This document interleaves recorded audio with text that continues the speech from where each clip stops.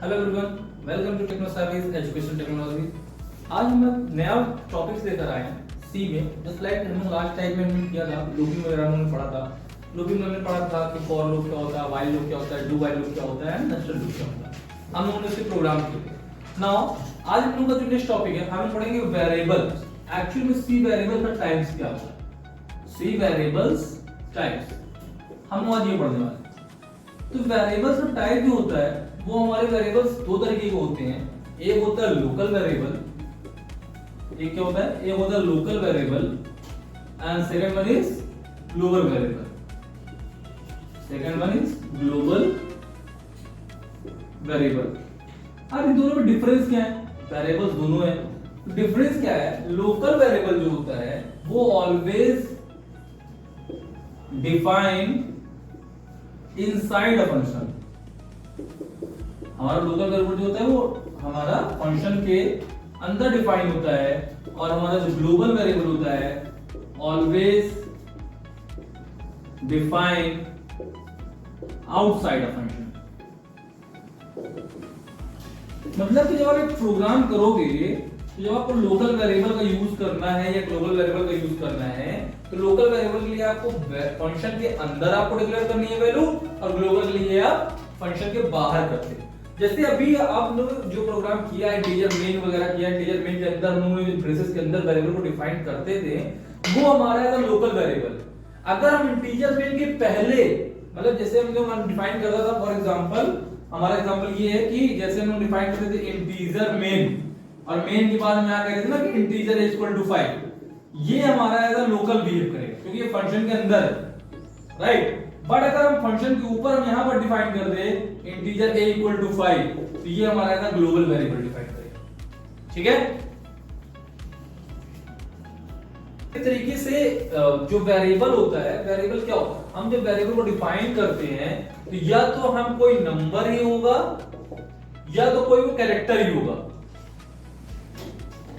Character मान लीजिए हमने मान लिया a इक्वल टू a, तो या तो ऐसा नहीं होगा कि दोनों साथ में होंगे, ऐसा नहीं होगा। या तो एक टाइम में कैरेक्टर आएगा या एक टाइम में नंबर आएगा जब वेरिएबल में बनाते हैं, ठीक है। ओके, हाँ ये हम एग्जांपल देखते हैं। Example of local variable. पहले हम देखते हैं लोकल वेरिएबल का एग्जांपल क्या था, हम यूज करते हैं, क्या था प्रोग्रामिंग में इसको यूज करते हैं। आइए देखते हैं। हमने बताया कि लोकल वेरिएबल जो होते हैं वो हमारे इनसाइड अ फंक्शन होता है, हमारे ब्लॉक के अंदर होता है, बाहर नहीं डिफाइन करते। कैसे? जस्ट लाइक इंटीजर मेन, ऊपर आप हैश इंक्लूड लगा सकते हैं, ठीक है। और यहां पर हमने डिफाइन किया इंटीजर i इक्वल टू 4, ठीक है। Integer j equal to 10, i plus plus if j is greater than 0, तो printf I is percentage g slash n I, ठीक है। ये I बराबर I होगा, ठीक है। अगर j की बात करेंगे, if j is greater than 0, तो printf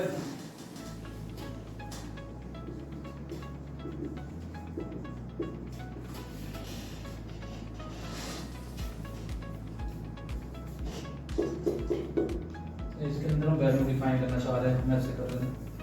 इफ अगर हमारा j ग्रेटर देन 0 है तो integer i is equal to हमने कहा 100, और printf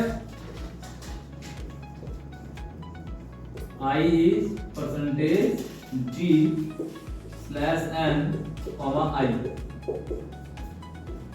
फिर printf I is percentage G slash n comma I। अब देखिए ये प्रोग्राम, एक्चुअली प्रोग्राम कर क्या रहा है, देखना I की वैल्यू कितनी है यहाँ 4 है, ठीक है ना। J की वैल्यू कितनी है 10 है, ठीक है।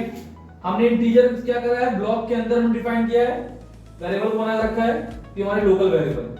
ये भी ब्लॉक के अंदर हमने बना रखा है, ये बना एक लोकल वेरिएबल, ठीक है। यहां i equal to 4, j equal to 10, i plus plus value कितनी हो गई, एक वैल्यू i वैल्यू 5 हो गई, इंक्रीमेंट हो गए। अब क्या कह रहा है, if i is less than 0, क्या कह रहा है, i इज लेस देन 0, अगर ऐसा है तो प्रिंट करो कि i की वैल्यू क्या है, i वैल्यू क्या है भाई, यहां पास कंडीशन चेक कर लो आप। अगर हमारी कंडीशन है कि ये है तो हमारी आई वैल्यू कितनी है, ये वैल्यू ट्रू है, तो आई वैल्यू कितनी प्रिंट होगी, 5 प्रिंट हो गई। फिर आया इफ j ग्रेटर देन 0, क्या हमारा j 0 से बड़ा है, ये कंडीशन क्या है, ट्रू है, तो आई वैल्यू कितनी है, यहां पास 100 है, तो आई वैल्यू जब 100 है तो यहां क्या प्रिंट कर रहा है, आई प्रिंट कर रहा है, क्या आएगी, सॉरी यहां प्रिंट आएगा 100 आ गया। अब फिर क्या आया, प्रिंटर फिर चलाया, फिर आई वैल्यू प्रिंट करा रहा है, क्या आएगा, ये आउटपुट आएगा। आगे समझ में आया, एग्जांपल ऑफ ग्लोबल वेरिएबल। अभी हमने क्या किया, फंक्शन के अंदर हम डिक्लेयर किए, अब हम फंक्शन के बाहर जाएंगे, कैसे, आइए सपोज करिए कि हमने पहले डिक्लेयर कर दिया इंटीजर i इक्वल टू 4, ये हमने क्या किया, ग्लोबल वेरिएबल को डिफाइन किया है ना। आप लिख सकते हैं आप ग्लोबल डिफिनीशन, हमने वैल्यू को डिफाइन कर दिया कि 4 है। फिर हमने चलाया मेन फंक्शन यहां से, और मेन फंक्शन के अंदर क्या लिखा, i प्लस प्लस, ठीक है। ये ग्लोबल वेरिएबल हमारा ये भी है, क्योंकि इसका ग्लोबल वेरिएबल इसलिए है क्योंकि इसकी i का जो फंक्शन है हमारा, हम एज अ मेन फंक्शन के ऊपर डिक्लेयर किए हैं। तो जब मेन फंक्शन के ऊपर डिक्लेयर किए हैं तो ग्लोबल जो डिफाइन ऊपर हुआ है, तो इसका ग्लोबल वेरिएबल यही होगा, ठीक है। फिर हमने कहा फन, और यहां पर एक सी नाम का प्रिंट करा दिया, प्रिंटफ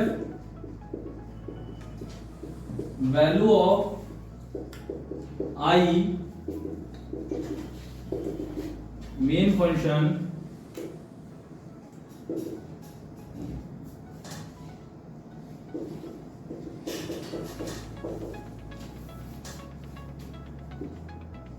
ठीक है। अब प्रिंटफ के बाद हमने इसको क्लोज कर दिया, ये एक ब्लॉक हमारा चला यहां पास, ठीक।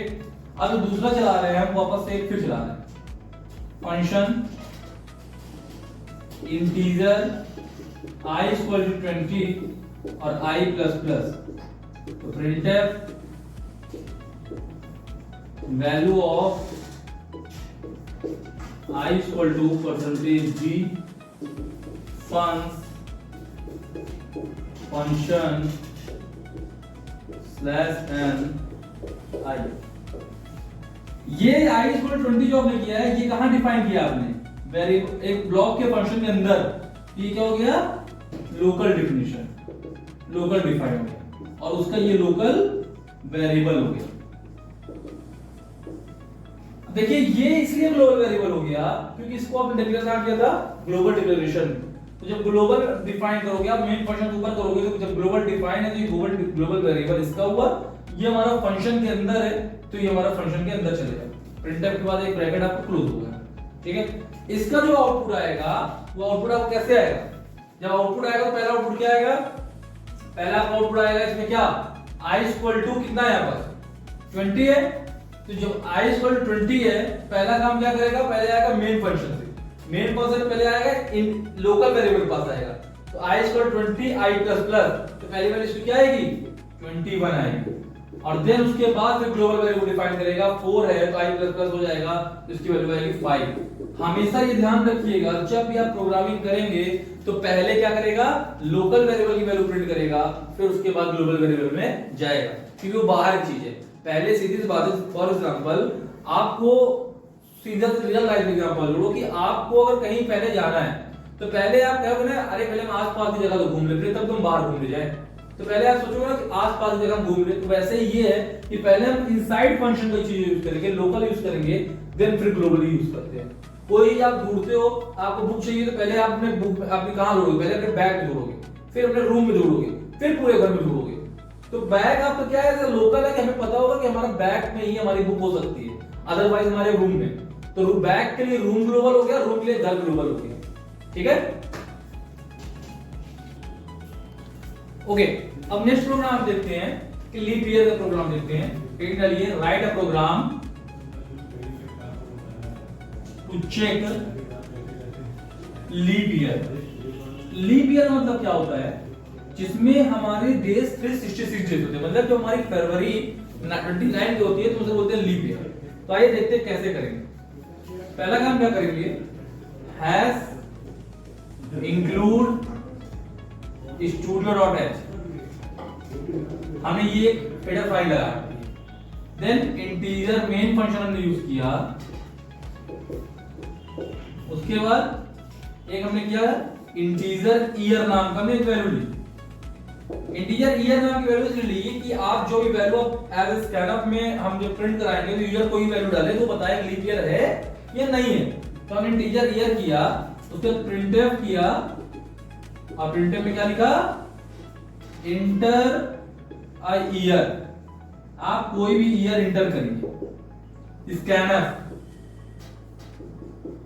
Percentage D, because of year हमारा जो होगा वो इंटीजर टाइप का होगा, इसलिए हमने लिखा परसेंटेज डी, एंड ईयर हमने उसकी मेमोरी का एड्रेस दिया। अब कंडीशन लगाएंगे, इफ अगर ईयर हमारा 4 से डिवाइड करने में, अगर ईयर हमारा 4 से डिवाइड करने में रिजल्ट 0 आए, देन फिर लगा रहे हैं इफ अगर ईयर हमारा 4 से डिवाइड करने पे, सॉरी 4 से नहीं, 100 से डिवाइड करने पे, 100 से डिवाइड करने पे 0 आए तो, और एक और इफ लगेगा, इफ ईयर हमारा अगर 400 से डिवाइड करने पे 0 आए। तो ये 3 इफ चल रहे हैं। अब इन तीनों का इफ का हम एल्स लिखेंगे। तो पहले एल्स हम इसका लिखेंगे, क्योंकि ये अंदर है इसके, ये इसके अंदर है, ये इसके अंदर है, तो ये इनर हो गया। तो पहले हम इसका लिखेंगे, फिर इसका लिखेंगे, फिर इसका लिखेंगे, एज अ नेस्टेड इफ हम यूज कर रहे हैं। ठीक है, तो क्या करेंगे, इफ के बाद हम यूज करेंगे एल्स। इफ के बाद हम यूज करते हैं इसका, सॉरी इस में हम स्टेटमेंट देते हैं। क्या देते हैं स्टेटमेंट, printf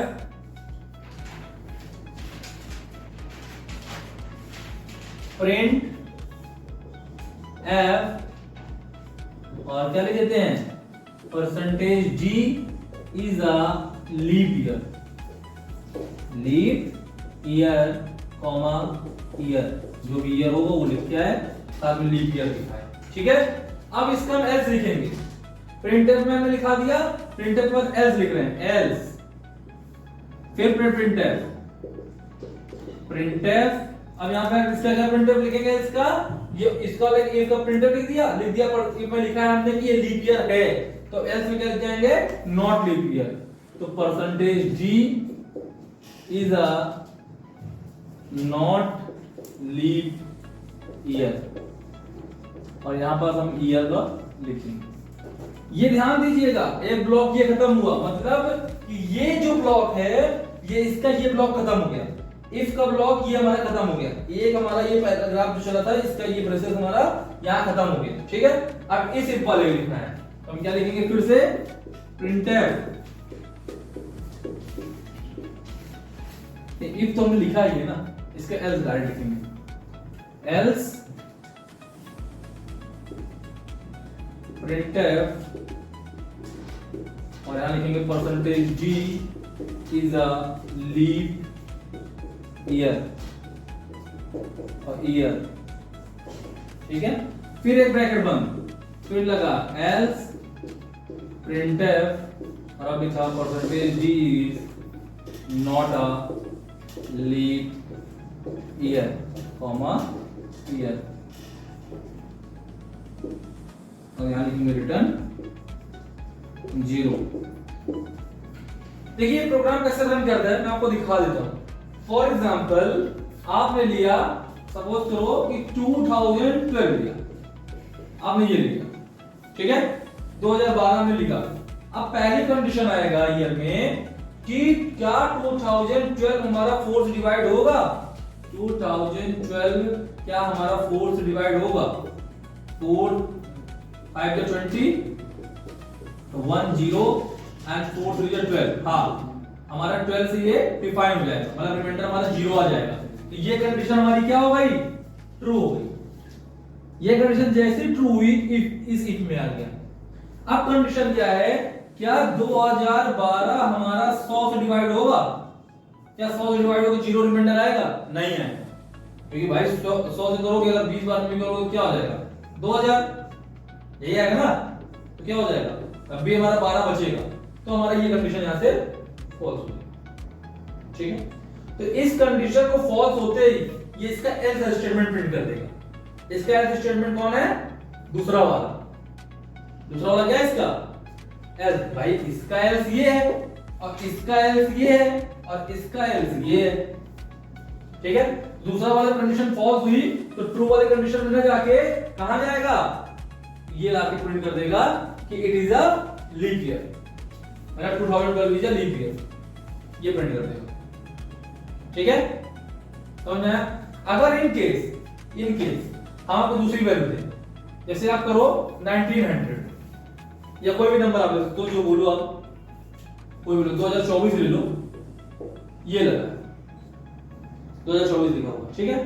आपने डिवाइड किया इसको 4 से, 4 पंचे 20, खत्म हो गया, 2 यहां 0 4 4 6 24, पहली कंडीशन ट्रू हो गई, 0 आ गया रिमाइंडर। फिर क्या 2024 100 से डिवाइड होगा, नहीं होगा, नहीं होगा, 24 रिमाइंडर बच जाएगा, है ना। तो ये वाले में आपकी कंडीशन फॉल्स हो गया, प्रिंट कर देगा लीप ईयर। 2024 लीप ईयर था, नहीं था, 2024 लीप ईयर नहीं था, फरवरी 29 की थी, गाड़ियां था पूरे नहीं थे, सिर्फ 29 की थी लीप ईयर। अब अगर हम 2024 करें, आप ध्यान दीजिएगा, तो इसको 4 से डिवाइड करिए तो 4 5 के 20 कैंसिल, क्या बचा 2 0 3, 4 5 के 20, रिमाइंडर क्या आया 3 आया। कंडीशन क्या हो गई, कंडीशन क्या हो गई, फॉल्स हो गई। फटाक से इसका आंसर जाके प्रिंट कर दिया, it is not a leap year. समझ में आया। ओके, हम लोग नेक्स्ट प्रोग्राम देखते हैं, एक स्वैपिंग का प्रोग्राम देखते हैं। स्वैपिंग का मतलब क्या होता है, स्वैपिंग मतलब जस्ट लाइक हमने एक कंटेनर में है, हमारा a की वैल्यू 5 है और एक b की वैल्यू 6 है और एक टेंपरेरी वेरिएबल है। तो ये खाली वेरिएबल में क्या होगा कि हम इसकी वैल्यू यहां ले जाएं, ठीक है। अगर हम इसकी वैल्यू यहां ले गए तो इसका मतलब क्या हो गया कि टेंपरेरी इक्वल टू a, मतलब टेंपरेरी a की वैल्यू किसमें स्टोर हो गई, टेंपरेरी में। तो यहां से 5 हट के कहां स्टोर हो गया, यहां स्टोर हो गया। नेक्स्ट लॉजिक क्या बनेगा कि अब इसकी वैल्यू हमें क्या करनी है, हमें स्वैप मतलब होता है वैल्यू चेंज करना है, a वाली वैल्यू b में, b वाली वैल्यू a में। अब b a वाला हमारा खाली है तो हम करेंगे a इक्वल टू b, इसका मतलब क्या होगा b वाली वैल्यू कहां स्टोर हो जाएगी, a में, तो यहां जाएगा 6 और लास्ट में क्या खाली हो गया b, तो b इक्वल टू 10, तो हमारा 10 वाली वैल्यू आ जाएगी b में, ये आ जाएगा 5, तो अब ये खाली हो जाएगी। तो देखिए जो हमारी वैल्यू a की वैल्यू 5 थी, b की वैल्यू 6 थी, अब ये हमारी वैल्यू एक्सचेंज होगी। ये लॉजिक हम लगाएंगे, यही लॉजिक लगा के हम स्वैपिंग का प्रोग्राम करेंगे। तो आइए देखते हैं, करते हैं। हैश इंक्लूड स्वैपिंग का प्रोग्राम कर रहे हैं, studio.h इंटीजर मेन, ये हमने फंक्शन लिया, ठीक है ना। देन यहां पर हमने वैल्यू बना सकते हैं, integer a equal to 5, integer b equal to 6 और एक हम लेते हैं इंटीजर टेम्परेरी वैल्यू, जहां कोई वैल्यू असाइन नहीं कर रहे हैं। अब हम क्या कर रहे हैं, इसका लॉजिक बना रहे हैं। लॉजिक अभी मैंने आपको बताया था, मैंने दिखाया सिखाया कैसे बनाएंगे। पहला वैल्यू, पहले काम क्या करेंगे, हम यहां पास ले लेते हैं a 5। आप बहुत इजी वे में आप बना सकते हो, ऐसे बना के आप करो, कोई जल्दबाजी नहीं होगी।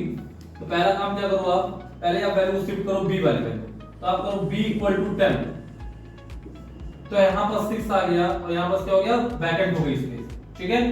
देन उसके बाद जब b वैल्यू टेम्प में चली गई भाई, sorry temp equal to b होगा, टेम्प इक्वल टू b, क्योंकि टेम्प में वैल्यू जा रही है ना, जिसकी वैल्यू जा रही है उसको हम इक्वल लिखेंगे तभी तो उसको साइन करेंगे।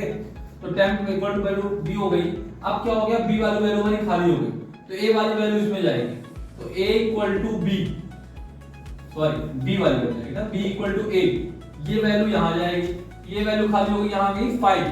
अब क्या है, अब हमारा पास जो वैल्यू है वो हमें टेम्परेरी वाली वैल्यू लानी है a में, तो हम क्या यूज करेंगे, टेम्प इक्वल टू, वेट गलत हो गया, यहां पर कुछ गलत हो गया, हम इसको वापस बना लेते हैं। 5 हमारा a है, b हमारा टेम्प है, ओ सॉरी b हमारा 6 है और एक टेम्परेरी वेरिएबल। तो यहां पर कंडीशन जो बनेगी वो पहले कंडीशन क्या है कि हम पहले a की वैल्यू यहां भेज देते हैं, तो टेम्प इक्वल टू a, ये हमारी एक वैल्यू बनेगी, ठीक है। यहां आ गया 5। अब क्या करते हैं, हम b की वैल्यू स्टोर कराते हैं a में, b इक्वल टू a, तो b इक्वल टू a में जब जाएगी वैल्यू तो b इक्वल टू a नहीं होगा, a इक्वल टू b होगा, क्योंकि a वाली वैल्यू जा रही है ना हमारी, a इक्वल टू b, तो ये वाली वैल्यू क्या हो जाएगी, b वाली स्टोर हो जाएगी आपके a में, ये 6 हो जाएगा। अब क्या करेंगे, b इक्वल टू 10, तो 10 वाली जो वैल्यू होगी वो आ जाएगी यहाँ पर 5 में, तो ये हमारी वैल्यू स्वैप होके बन जाएगी, ठीक है। तो इस वैल्यू को हम प्रिंट करेंगे, कैसे प्रिंट करते हैं आइए देखते हैं। printf आफ्टर स्वैपिंग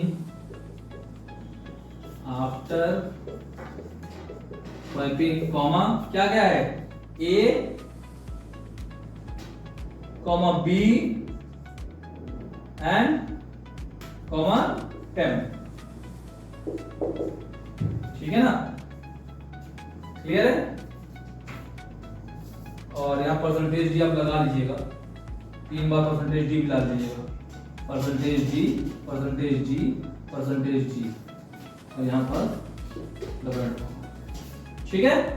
ऐसे आप करेंगे तो ये आपका स्वैपिंग हो जाएगा। लास्ट में रिटर्न 0 लिख दीजिएगा, रिटर्न 0, ये वैल्यू हमारी एक्सचेंज हो जाएगी, ठीक है। ओके, आज के लिए हम लोग इतना ही करते हैं, अब आगे हम लोग देखेंगे नेक्स्ट क्लास में, नेक्स्ट पार्ट में। Okay, thank you.